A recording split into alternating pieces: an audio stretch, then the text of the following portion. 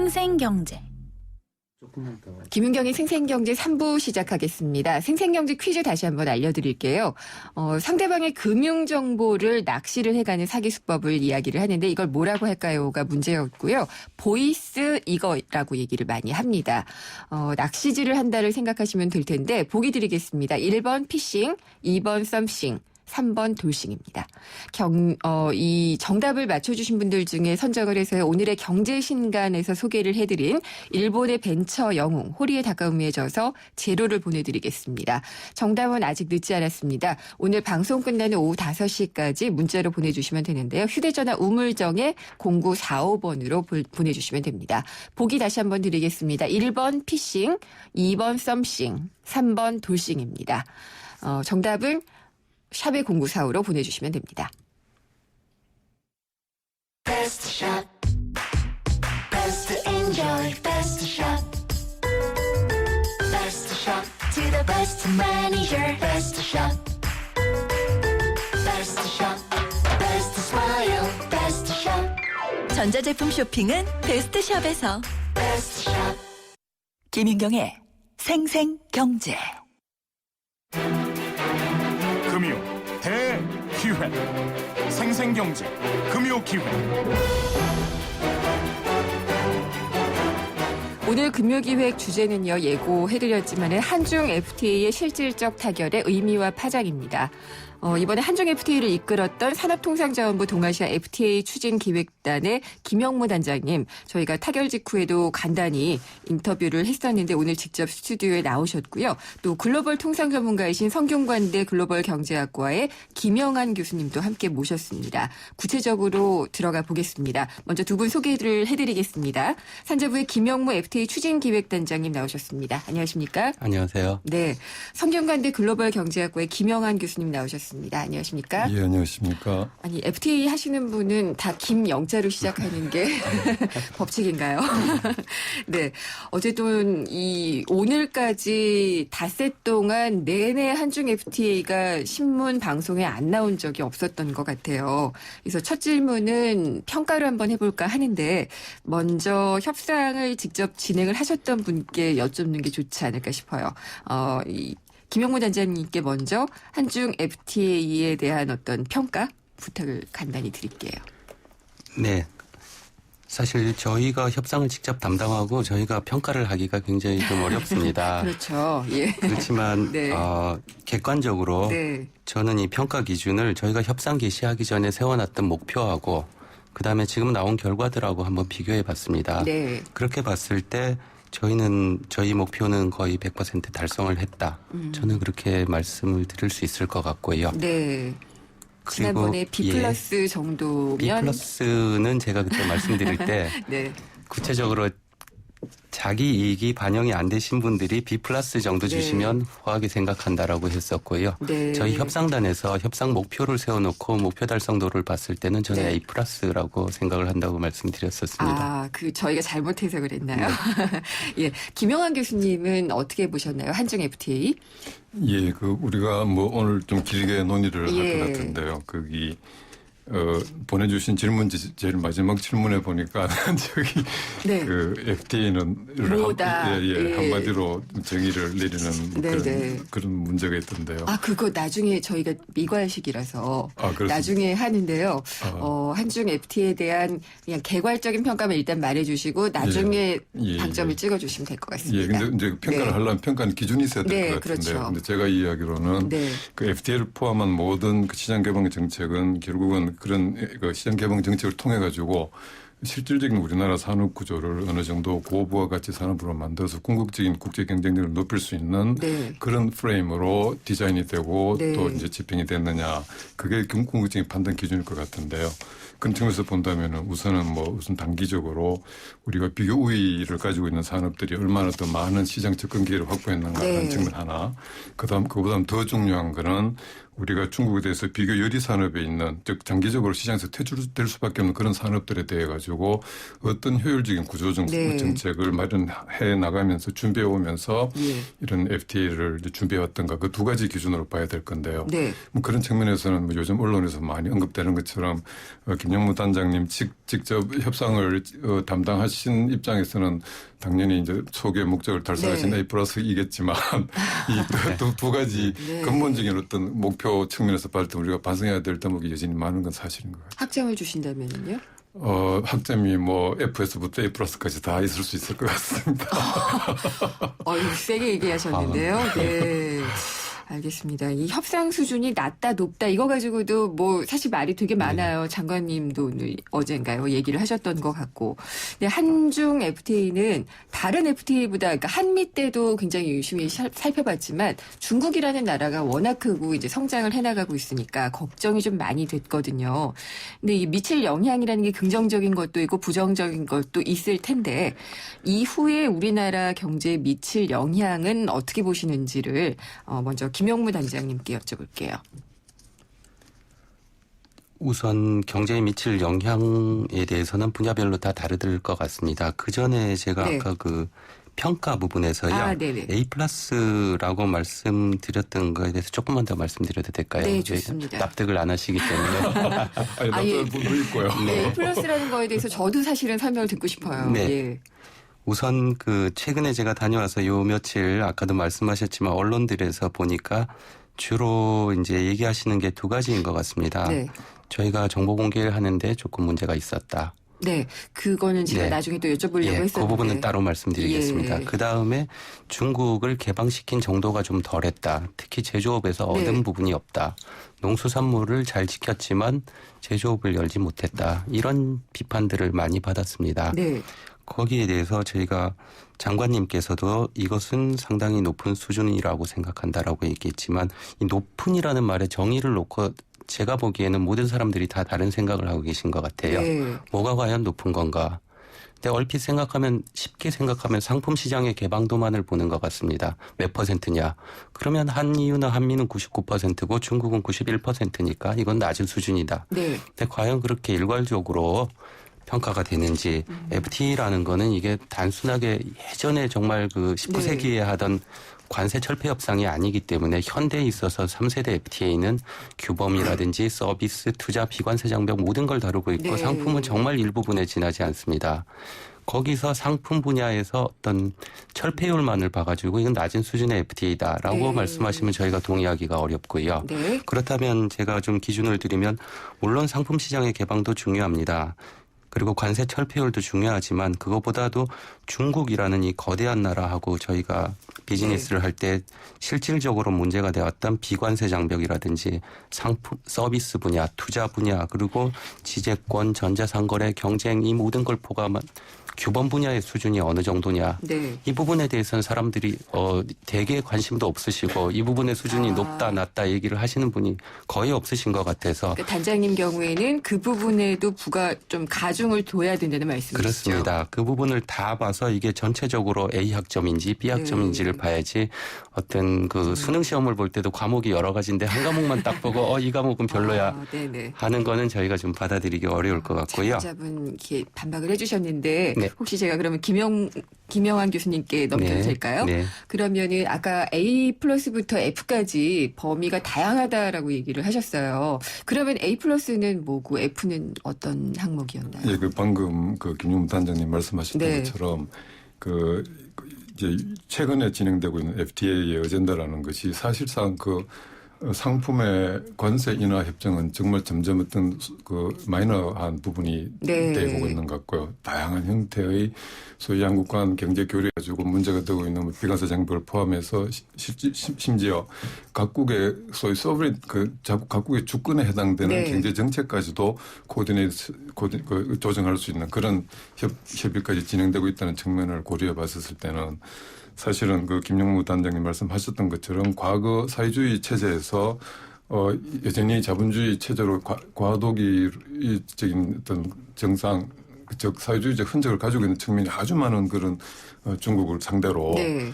소위 그 자본주의 기준의 어떤 여러 가지 제도적인 틀을 거기다가 좀 이관할 수 있는 트랜스플랜트 할 수 있는 그런 협의를 진행했다는 것 자체가 사실은 의미를 갖는 거죠. 제가 생각하기에도 예. 아마 중국이 지금까지 해봤던 FTA 협상 중에서 제일 뭐랄까요 중국이 어려운 그런 FTA 협상이었지 않나. 그러니까 우리가 상대적으로 높은 스탠다드들을 중국에 요구를 했고 네. 또 중국이 그걸 받아들여서 협의를 했다는 것 자체가 어느 측면에서 약간 놀라운 측면도 있고요. 예, 그 부분이 A 플러스군요. 그건 저도 아주 네. 후하게 A 플러스를 드리겠습니다.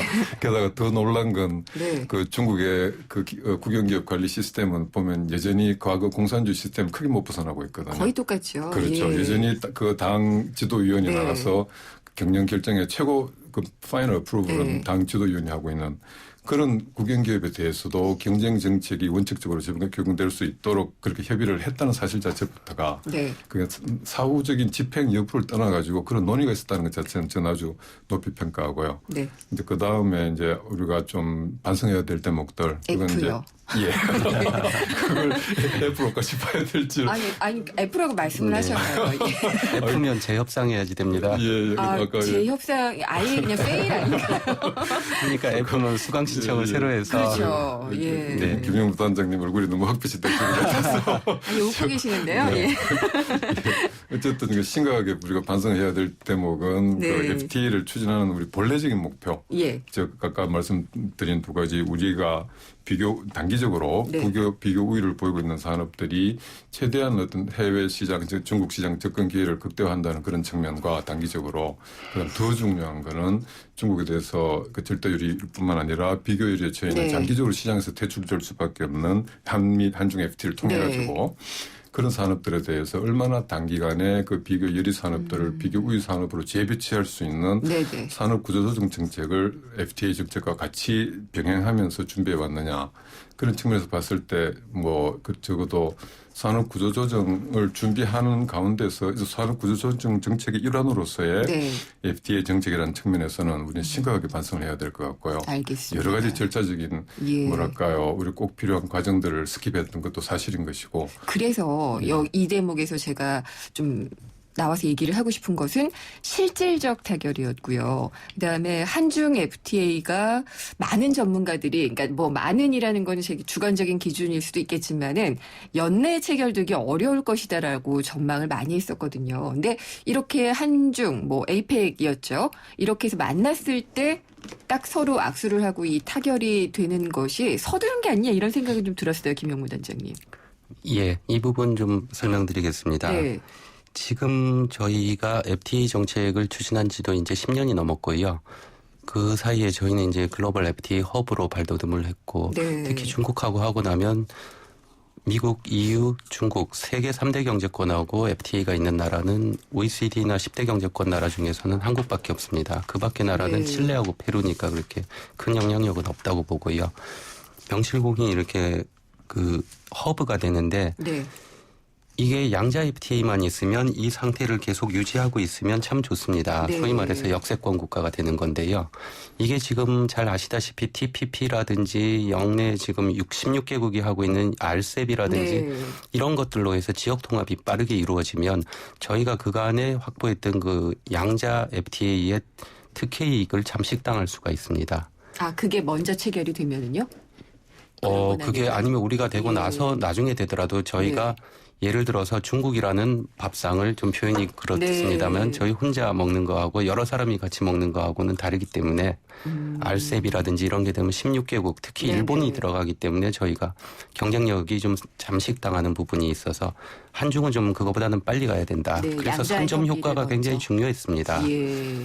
그렇게 해서 본다면 우리로서는 빨리 가고 싶은데 아까 교수님께서도 지적하셨지만 저희가 요구하는 스탠다드가 굉장히 높았기 때문에 중국이 시간이 걸렸고 저희는 중국을 좀 압박하는 입장이었기 네. 때문에 그런 상황에서 지난 7월에 박 대통령과 그 시진핑 주석께서 연말까지 하자. 네. 그건 사실 우리 이니셔티브였습니다. 왜냐하면 그걸 놔두면 내년 후년으로 끌게 되면 우리가 이 협상에서 얻을 수 있는 이익을 많이 놓친다고 봤기 때문입니다. 네. 그래서 빨리 하는 거는 우리 인트리스트였고요. 단지 그게 왜 에이펙이었냐 하면 중국이 이번에 에이펙을 하면서 그 에이펙에서 선언하고 싶은 그런 것들이 굉장히 강했기 때문에 그걸 하나의 우리가 큰 레버리지로 활용해서 네. 저희 입장을 굉장히 많이 관철시키는 협상의 레버리지가 됐기 때문에 저희는 네. 이거를 시간에 쫓겼다라고 해석하기보다는 우리 협상 레버리지로 해서 충분히 활용했다 하고 그렇게 말씀드리고 알겠습니다. 싶습니다. 그러면은 김영환 교수님 아까 이제 비교 우위에 있는 산업의 그 가치를 더 늘리고 비교 열의에 있는 산업들의 구조 조정을 하는 과정에서 이게 효율적으로 됐느냐에 의심을 갖는다고 하셨잖아요. 예. 그 우리 비교 우위 산업은 어떤 거고 비교 열의 산업은 어떤 걸로 지금 보고 계시는 건가요? 예, 뭐 일반적으로 언론에서 많이 보도되고 있듯이 이제 현재로서는 이제 물론 중국과 우리나라 산업 간의 어떤 산업 기술력 격차가 아주 급속하게 이제 줄어들고 네. 있지만 심지어 우리가 또 뭐랄까요 그 중국에 대해서 역전되는 경우도 네. 자주 벌어지고 있는데요. 그 간발의 차이긴 하지만 여전히 우리가 비교 우위를 가지고 있는 산업들이 보면 대체로 이제 일반적으로 이야기해서 네. 기술 집약적 산업들, 그 다음에 또 제조업 중에서도 상대적으로 이제 그 기술 집약적이기 때문에 상대적으로 고부가 가치가 될 수밖에 없는 예. 그런 뭐 특수화학이나 그 다음에 특수철강, 그 다음에 그 사실은 뭐 휴대폰 같은 경우는 거의 뭐 역전될 수준에 예. 도달해 있는 상황이고요. 기존에 우리가 전통적인 비교의 산업이라고 같이 생각해 왔었던 반도체나 가전산업 부분은 이미 그 비교의 구조가 매우 지금 취약해지고 있는 상황이고요. 사실은 그 산업연구원에서 최근 보도되고 있는 그 연구한 자료들에 의하면 우리가 중국에 대해서 확연한 비교의를 가지고 있는 적어도 향후 5년까지 네.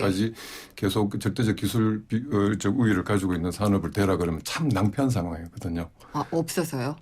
그 지금 추격당하는 속도가 원체 너무 빠르기 빨라서. 때문에 네. 그러니까 이런 상황에서 지금 한중 FTA가 체결된다는 거는 네. 그 뒤집어 이야기하면은 그냥 중국의 그 현행 관세율을 깎았다는 그 효과보다는 기존의 현행 관세율이 있는 상황에서도 우리 네. 산업의 기술 경쟁력이 급속히 잠식당하는 상황에서 이건 추가적인 충격이거든요.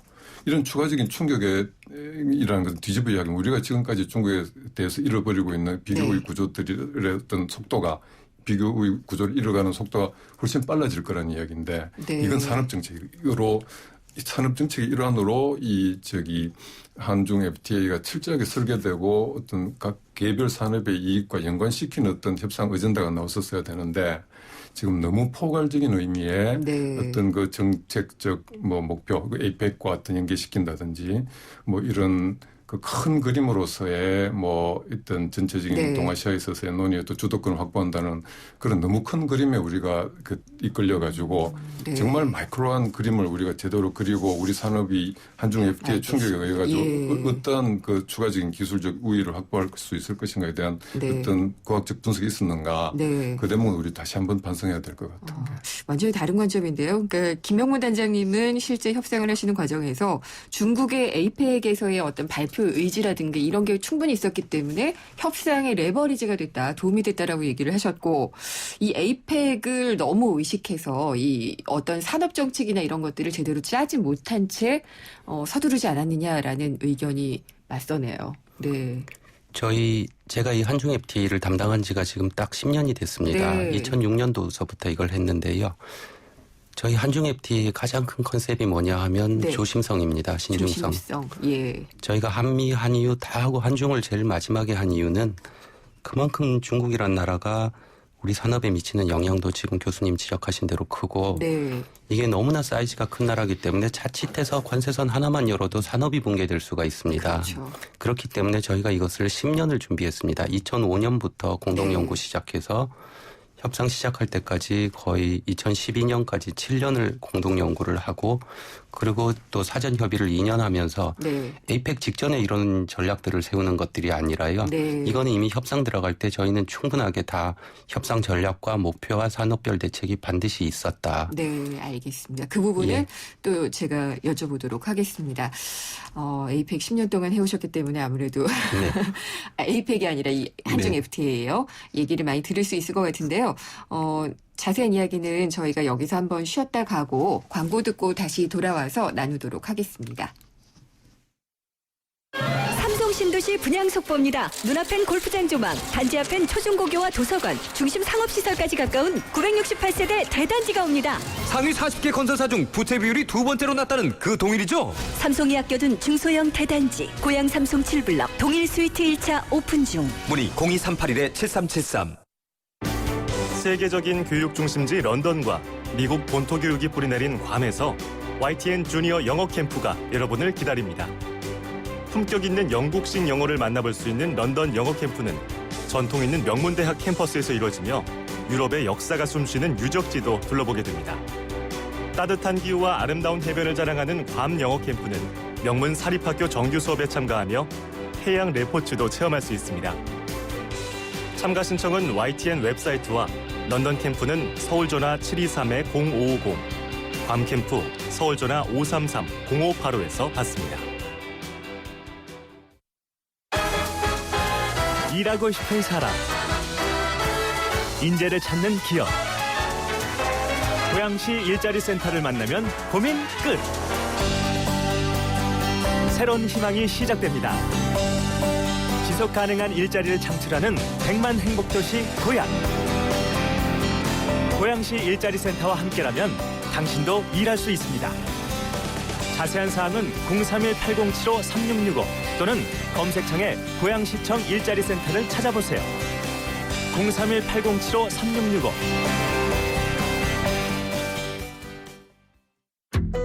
경제를 위한 바른 시각, 본질에 다가가는 심층 분석, 가치를 추구하는 정확한 해석. YTN 라디오 김윤경의 생생경제. 한국타이어가 전하는 겨울 소식. 겨울이 오기 전에 사람은 김장 준비, 동물은 겨울잠 잘 준비하는데 그럼 자동차는? 겨울용 타이어 미리 준비해야죠. 한국타이어 홈페이지에서 예약하시면 선물을 드립니다. 11월 15일까지 드라이빙 이모션 한국타이어. 영희, 이리 와. 아이 참, 집에 가야 해요. 보일러 안 껐단 말이에요. 하긴 보일러를 집에서만 켜고 끄던 때도 있었지. 국내 최초 스마트폰으로 컨트롤하는 컨덴싱 원격 제어 보일러. 컨덴싱 보일러 여기까지 왔다. 국가대표 보일러 평동나비엔. 네, 세상의 베이스가 되다 포스코 협찬으로 김윤경의 생생경제 4부 시작하겠습니다. 금요기획 이어가는데요. 오늘 주제는 한중 FTA 실질적 타결의 의미와 파장입니다. 한중 FTA 협상을 직접 이끌었던 산업통상자원부의 김영무 동아시아 FTA 추진기획단장님, 그리고 성균관대 글로벌경제학과의 김영환 교수님과 함께하고 있습니다. 먼저 김영무 단장님께 여쭤보고 싶은 게요. 자료 공개가 굉장히 찔끔찔끔되고 있다는 얘기가 있거든요. 네, 그 부분 짧게 좀 답변 부탁드릴게요. 네, 우선 실질 타결 선언을 저희가 11월 11일 날 양국 정상께서 하셨습니다. 네. 근데 이게 실질이라는 말이 완전 타결이 아니기 때문에 예. 완전 타결되면 저희가 자료를 100% 그냥 다 공개해도 되는데 네. 실질 타결이라는 건 아직도 무난히 중국하고 확정이 안 된 부분이 조금씩 있다. 구체적인 조율을 좀 더 해야 예. 된다는 말씀이시네요. 그런 부분에서는 예.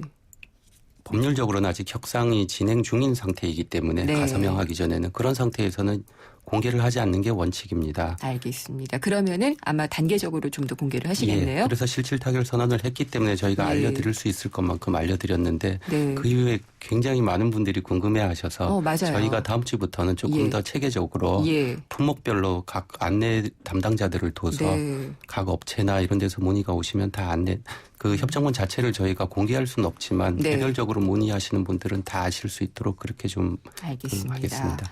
그리고 이제 뭐 언론에서도 그렇고 전문가들도 그렇고 얘기하는 게 이제 농업을 지키기 위해서 농업은 뭐 지켰느냐 혹은 뭐 농업을 지키기 위해서 제조업을 내줬느냐 이런 얘기가 오가고 있는데요.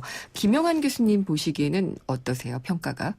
예, 그런 논의 자체가 제가 이야기로는 FTA 협상 자체를 이거 바둑뜨기 내지 예. 땅 따먹기 땅따먹기라는 표현이 맞네요. 예. 예, 그런 게임으로 이해를 하고 그런 논의가 진행되고 있는 것 같은데요. 제가 이야기로는 한중 FTA라는 이런 정책 충격을 통해 가지고 우리가 가지고 있는 주요 산업들 농업을 포함해서 네. 제조업까지 모든 산업들의 부가가치를 높일 수 있는 경쟁력을 높일 수 있는 그런 FTA이었었느냐. 근데 결론만 놓고 봤어서는 우리가 절대유리뿐만 아니라 비교유리에 있는 농업에 대해 가지고 네. 그 한중 FTA를 통해서 그 어떤 경쟁력을 높일 수 있는 그런 정책 프레임은 우리는 발견하기 어려웠고요. 별로 없었나요? 그냥 지킨 거죠. 그냥 시장을 걸어 닫았고 아예 협상 어젠다로 올리지도 않았던 거죠. 쌀을 포함해서 예. 지금 사실은 그런 협상 결과가 나오기까지 뭐 김영무 단장님을 통해 네. 걸 포함해서 그 협상 실무팀들이 얼마나 고생했었을까는 충분히 이해가 되는데 그런 엄청난 고생을 통해서 우리 농업의 문을 걸어 잠근 게 예. 단기적인 어떤 농민들의 저항이나 정치적 그 반발을 최소화시키는 그런 측면에서는 물론 효과는 있겠지만 제가 생각하기에는 그냥 우리 농업을 닫아놓는 것보다는 네. 그 노력에 더 해가지고 우리 농업이 중국 농업하고 경쟁을 해가지고 중국 예. 농업을 이길 수 있는 그런 기술력을 심을 수 있는 그런 정책 프레임을 네. 이 한중 FTA 협상 과정과 동시에 그게 진행이 됐었어야 되는데 단지 한중 FTA를 통해서 한국 농업의 문을 그냥 걸어 잠그는 거기에만 초점을 맞추고 네. 정작 여전히 중국에 대해서 절대유리에 빠져 있는 우리 농업에 대해서 예. 경쟁력을 높일 수 있는 근본 프레임은 옛날 한칠레 FTA 할 때 하던 논의가 예. 그대로 진행되고 있거든요. 이건 제가 볼 때는 다시 한번 심각하게 반성해야 될 대목이고요. 그래도 김영환 교수님께서는 농업을 걸어 잠궜다는 것은 전제로 하고 계시네요. 그거는 어쨌든 그렇게 뭐 진단하고 일부 계시네요. 농산품을 제외하고는 대부분 네. 보면 뭐 거의 농업은 예. 협상 의지에서 뭐 일단 농산품 가공품 뭐 그런 건 일부 이제 단계적 개방을 하는 걸로 알고 있는데요. 알겠습니다. 예. 예, 김영무 단장님은 협상을 직접 하셨는데 제가 자꾸 자평을 부탁을 드려가지고 예. 그렇습니다만은 예. 지금 교수님은 네. 농업은 그냥 걸어 잠그기만 했지 협상을 제대로 한 게 아니지 않느냐라고 하셨거든요. 예. 예, 어떻게 말씀을 하시겠어요? 저희 협상팀에서 판단을 할 수 있는 문제도 있고 또 협상을 하기 전에 정부 전체 국민의 컨센서스로서 저희한테 주어지는 것들이 있습니다. 네. 협상 개시를 할 때 대개 FTA를 할 때 1단계, 2단계 나눠서 협상을 하지 않고 특히 양국 간의 FTA를 하면 바로 리퀘스트 앤 오퍼를 하지 모델리티 방식을 취하지가 않습니다. 근데 그 당시 저희에게 그 국민적인 합의는 중국이란 나라는 우리 농업에 너무나도 큰 영향을 미치고 농업이 네. 괴멸될 수 있기 때문에 예. 모델리티 협상을 해서 농업이 확실하게 빠질 수 있는 스킴을 만들고 나서 협상 개시가 가능하다. 이런 주문이었고 그게 그 당시에 그 정부에서 결정된 사항이었습니다. 그거 자체에 대해서 제가 뭐 이의를 제기하거나 그러기는 적절하지 않다고 보고요. 예. 그 모델리티라는 결과, 게 예. 어떤 건가요? 그 결과 나온 게 이제 예. 최종 결과물은 자유화율을 최소 90% 품목수 예. 기준, 수입액 기준으로는 2012년 85%. 네. 요것만 자유화한다. 네. 이 얘기는 거꾸로 얘기하면 품목수 기준 10%는 서로 초민감 품목으로 뺄 수 있다. 그거는 맘 놓고 네가를 죄송합니다. 네. 당신이 그거 예. 민감한 거는 빼시고 저희도 민감한 거는 빼겠습니다 하는 전제가 있었습니다. 근데 10%가 얼마나 크냐 하면 저희 같은 경우에는 12,000개 품목이 있습니다. HS 10단위로. 예. 1,200개 품목을 뺄 수 있는 겁니다. 1,200개. 그러면 예. 농수산물 다 합해서 2,200개인데요. 그중에서 1,200개를 빼면 사실 국내에서 생산되는 거 거의 다 빼고도 남습니다.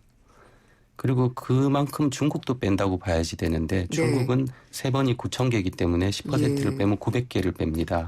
이게 어느 정도 임팩트가 있냐 하면 900개 세 번을 빼게 되면 예를 들어서 중국이 우리한테 수출하는 상위 1위부터 20위까지가 거의 전체 수입을 다 차지하는데 20개만 빼면 저희는 아무것도 안 남는데 상대가 900개를 뺄 수 있다면 네. 이건 정말 무늬만 FTA가 됩니다. 예. 그렇기 때문에 저희가 수입액 기준을 걸어서 900개까지 뺄 수 있지만 그게 15%를 넘어가면 안 된다. 왜냐하면 85%를 네. 거꾸로 하면 15%니까요.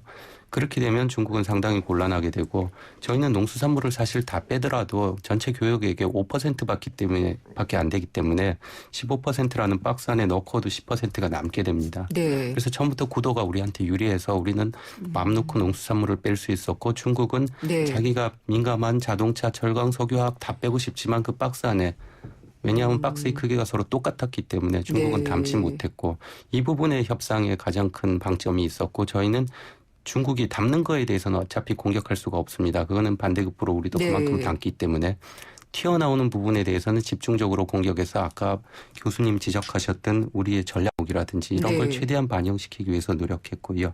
특히 중국이 이제 내수 시장이 중요하고 저희 지금 중국하고 교역이 50%가 가공입니다. 네. 가공 분야는 이제는 조금 어느 정도 트리 위에 올랐기 때문에 떠오르고 있는 내수 시장을 집중 공격하자.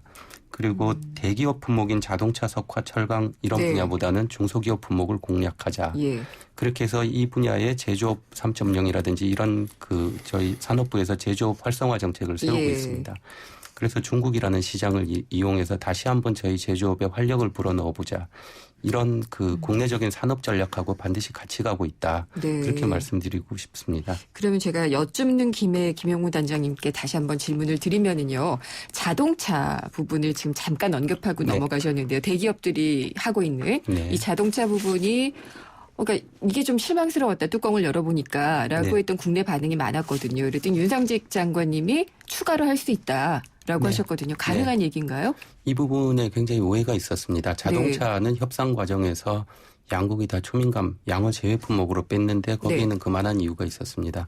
처음에 중국하고 협상을 했을 때 중국이 정해진 박스 안에 자동차를 넣는다 그랬을 때 우리가 말릴 방법은 없습니다. 예. 협상을 해서 중국이 들어주면 되지만 이건 네. 중국이 절대적으로 거의 우리가 쌀을 지키려는 것만큼 지키려고 했기 때문에 네. 저희가 그 부분에서 협상의 여지가 별로 없었고요. 예. 그리고 우리 자동차 업계도 우려가 많았습니다.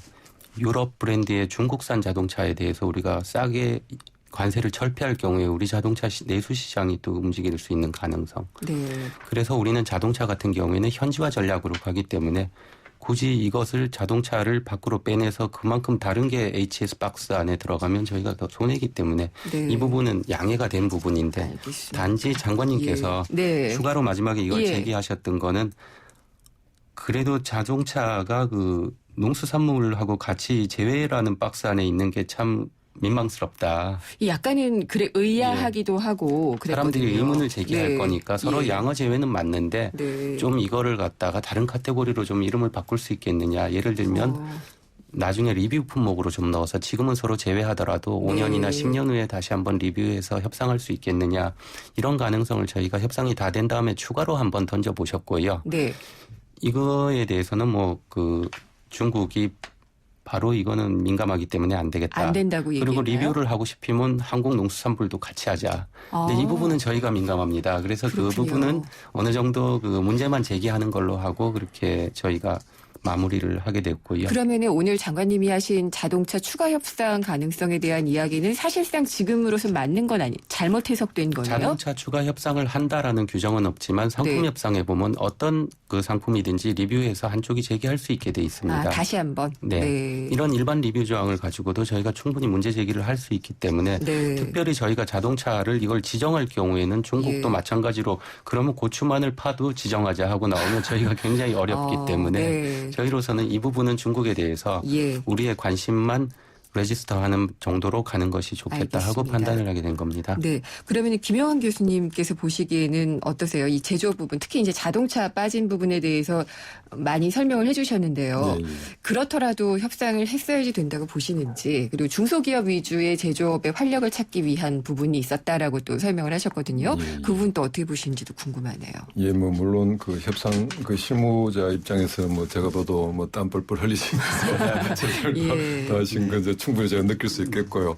고생하신 건 우리가 애프리시에이트 해드려야 될 것 같은데 네. 정작 어쨌든 정책 수요자 입장에서는 기업 입장에서는 분명히 더 큰 기대를 애초에 가지고 있었던 건 사실이고요. 네. 그 가지고 있던 기대에 비해 가지고 협상 결과를 놓고 그냥 수고 많았으니까 만족하자라는 그런 할 수는 기업 없다. 입장에서는 네. 옳은 반응은 아닌 것이죠. 그죠? 예. 그 기업 입장에서 기대했었던 그 시장 접근기회에 대해 가지고 여전히 방금 예. 말씀하신 것처럼 리뷰 기회가 있다면은 그런 예. 기회를 활용해서라도 어쨌든 우리 기업들이 특히 이제 중소기업들이 국내 시장에서 당하는 그 충격을 최소화할 뿐만 아니라 또한 중국 시장에서 확보할 수 있는 그 시장 확보 기회도 하여튼 협상이 최종적으로 네. 타결되는 순간까지 우리가 좀 더 강하게 드라이브를 걸어가지고 예. 어떤 좀 더 마켓 그 시장 접근 기회를 찾아낼 수 있는 그런 그 정부에 대한 기대 혹은 뭐 네. 압박을 하는 건 기업 입장에서는 당연한 이야기라고 생각하고요. 네. 그런 측면에서 봤을 때 현재 그 아까 그 단장님 말씀대로 뭐 물론 협상 결과를 현재 법적으로 뭐 릴리스할 수 없는 상황이라고 하지만 이건 뒤집어 놓고 생각해 보면은 과거 한 칠레 FTA부터 지금까지 전개되어 왔던 우리의 그 어떤 FTA 협상 FTA 협상은 두 가지로 분류할 수 있을 것 같은데요. 방금 이제 김영무 단장님이 책임지셨던 대외 협상 네. 파트너하고 협상하는 거. 그 다음에 그 협상 파트너와의 협상의 어떤 큰 전략과 또 어떤 전술을 찾기 위한 기본 프레임으로서 국내 이해 당사자들과의 하는 네. 국내 협상 두 가지로 나눠볼 수 있을 것 같고요. 궁극적인 FTA 효과를 극대화한다는 측면에서는 제가 볼 땐 대외 협상보다 오히려 대내 협상이 더 중요한 부분을 차지하고 있는데. 그거는 타결을 하고 나서 할 수도 있다라는 게 정부 측 설명 아니었나요? 그건데 근본적으로 제가 볼 땐 잘못된 접근인 것이죠. 아, 그런가요? 그 네. 협상 전략 목표를 설정하고 예. 그 목표를 달성하기 위한 협상 전술을 선택할 때 네. 그때 우리 이해 당사자들의 어떤 그 직접적으로 미칠 영향에 대한 사전 분석과 그분들의 피드백을 받아가지고 네. 협상 궁극적인 타겟과 어떤 예. 전술을 세우는 게 그게 그 모든 바기닝의 기본 원칙이고요. 그런 원칙이 적어도 미국을 보면은 네. 미국이 한미 FTA를 진행하는 과정에서 우리는 정부가 모든 가이드라인을 정해가지고 네. 기업을 설득시키는 형태였었고요. 한미 FTA에서 미국의 어떤 협상 전략이 수립되고 진행되고 조정되는 과정에서는 처음부터 끝까지 항상 미국의 이해 당사자들, 협회들을 통한 인풋 과정이 계속 있어 왔다는 게 네. 우리하고 큰 차이였던 것 같거든요. 그래서 네. 뭐 이제 이미 큰 FTA 뭐 협상은 다 끝났지만 우리가 앞으로 뭐 꼭 FTA 협상이 아니더라도 어떤 우리 그 정책 수요자들에게 직접적인 영향을 미칠 수 있는 어떤 대외 경제적 교섭 네. 측면에서는 이런 대내 협상의 어떤 그 절차가 항상 대외 협상에 아주 앞서서 진지하게 진행될 수 있는 앞서서 이루어져야 된다. 그런 준비가 네. 필요할 것 같고요. 뭐 그런 맥락에서 그 중소기업 관련해서도 네. 물론 애를 쓰셨겠지만 당장 단편적으로 봤었을 때는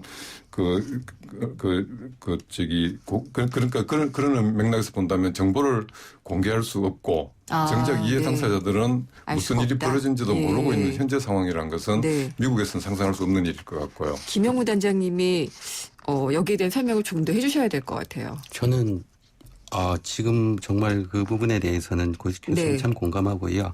협상이라는 거는 국내에 그 집약된 의견이 상대방하고 협상을 해서 반영되는 과정이기 때문에 국내하고 피드백이 반드시 있어야 됩니다. 그렇죠. 저는 이 협상을 반은 외교통상부에서 했고 반은 산업통상부에서 했는데 산업통상부로 오면서 이 국내 의견 수렴 과정이 굉장히 좋았다고 생각합니다. 특히 많이 작년 하셨다. 3월부터는 예.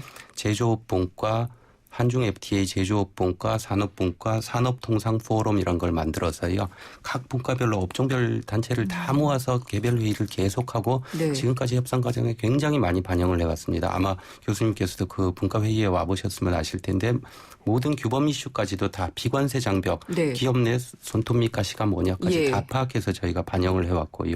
그 부분에 있어서 이해관계자 의견 수렴이나 반영에 대해서는 저희가 잘 해왔다고 생각합니다. 다만 지금 그런 것들이 다 반영이 돼서 이제 결과가 나와버렸습니다. 실질 타결이라고. 네. 이제는 더 이상 반영시킬 네. 잔여 쟁점이 없다고 저희가 한 건 이제 실질 타결이 끝났기 때문에 네. 지금 상황에서는 가서명될 때까지 요 며칠 좀 기다려 주십시오 하는 거고요. 네. 이 기간 동안에 이해 당사자 의견을 수렴해서 여기다 반영한다는 건 사실 불가능합니다. 그러면 협상은 끝났기 때문에. 그런 건 있었을 것 같아요. 그러니까 기업들에서는 사실 이게 어떻게 구체적으로 진행되고 있는지 잘 모르는 채 이제 산업부라든지 이쪽에서 의견을 내라고 하면은 여러 의견을 냈을 네. 것이고 협상하시는 분께서는 많이 반영을 했다라고 생각을 하는데 잘 모르겠다 싶으니까 우리께 잘 반영이 안 됐다는 그런 반응일 수도 있을 것 그 같아요. 부분에 대해서 이제 저희가 최종 결과 예. 발표를 하기 직전이고 네.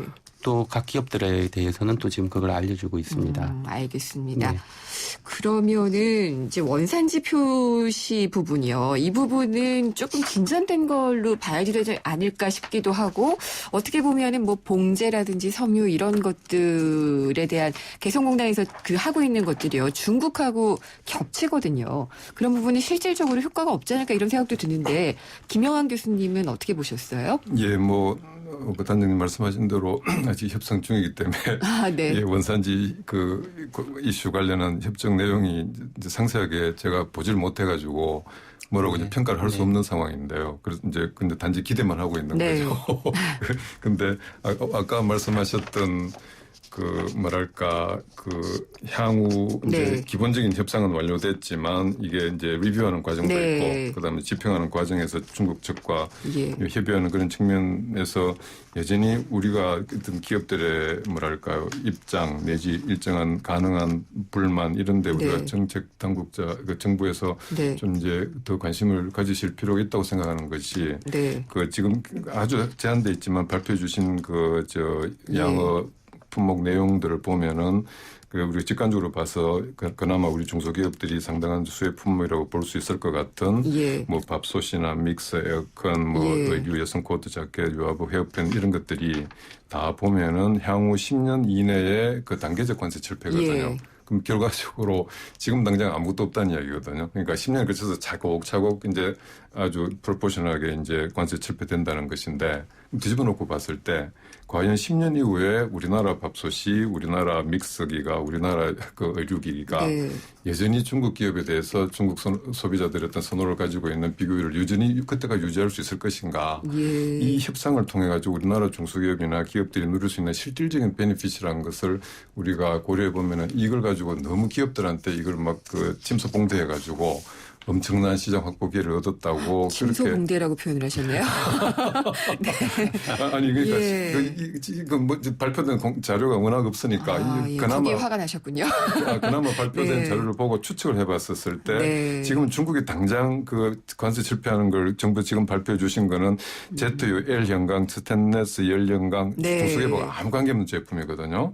그다음 향후 5년 이내에 저 관세 철폐되는 품목들도 항공기 부품, 무슨 통신기 부품, 반도체 제조 장비, 중소기업하고 아무 관계 없고요. 알겠습니다. 향후 10년 동안은 중소기업들이 실질적으로 기대할 수 있는 어떤 그게 뭐 사실은 발표된 자료를 보고 우리가 그림을 그리기 어려운 상황에서 우리가 좀 더 기업들의 어떤 뭐랄까 요구랄까요? 혹은 의견을 해야 될 것. 그다음에 말씀하신 그 원산지 증명도 기존의 다른 뭐 한미 FTA나 한EU FTA에서 마찬가지로 중소기업의 경우에는 원산지 증명 그 절차 때문에 아예 FTA를 그 이용하는 절차를 포기하고 있는 기업이 여전히 그 다수거든요. 그런 측면에서 최대한 우리 남은 협의 과정에서 우리 중소기업들이 어떤 행정 비용을 최소화시킬 수 있는 그런 활용 포맷으로 일해 주십사 하고 부탁을 드립니다. 시간이 없어서 급하게 이제 또 마무리를 들어가야지 될 시간이 되어버렸어요. 그래서 일단 간단하게만 여쭤보고 싶은 것은 리뷰라는 것은 이 기간에도 재협상도 되고 추가 협상도 되는 건가요? 아니면은 따로인가요? 모든 협정은 FTA 협정은 일단 발효가 되고 나면 리뷰를 할 기회가 있습니다. 그런 조항들을 다 가지고 있고요. 재협상, 추가 협상이 들어가는 거죠. 재협상, 추가 협상, 특히 또 한중 같은 경우에는 서비스 투자 협상이 2년 후에 후속 협상이 예정이 돼 있기 때문에 한번 전체적으로 뜯어고쳐야 되기 때문에 상품도 다시 할 수 있다고 말씀드리고요. 네. 그러면은 마지막으로 저희 그 아까 처음부터 해주시고 싶었던 FTA는 뭐다. 저희 금요기획은 항상 정의를 내리고 끝나는데요. 김영환 교수님부터 뭐다라고 정의를 내려주시면 좋을 것 같습니다. 김영환 교수님, FTA는 뭐다? 이미 제가 준비한 답을 말씀해 버린 것 같은데. FTA는 산업구조조정 정책이다. 산업구조조정 정책이다. 김영무 단장님은요? 다른 거하고 잠깐 같이 말씀드려도 돼요? 시간이 없습니다. 알겠습니다. FTA는 저는 결혼이라고 봅니다. 결혼이다. 그래서 막 결혼한 커플한테 왜 아기가 이거밖에 없느냐, 3명 낳아라, 5명 낳아라 하면 참 어렵습니다. 아까 NT 10년 얘기하셨는데요. 중국이 지금 6,000불 소득인데 2020년이 되면 10,000불, 2030년이 되면 20,000불이 됩니다.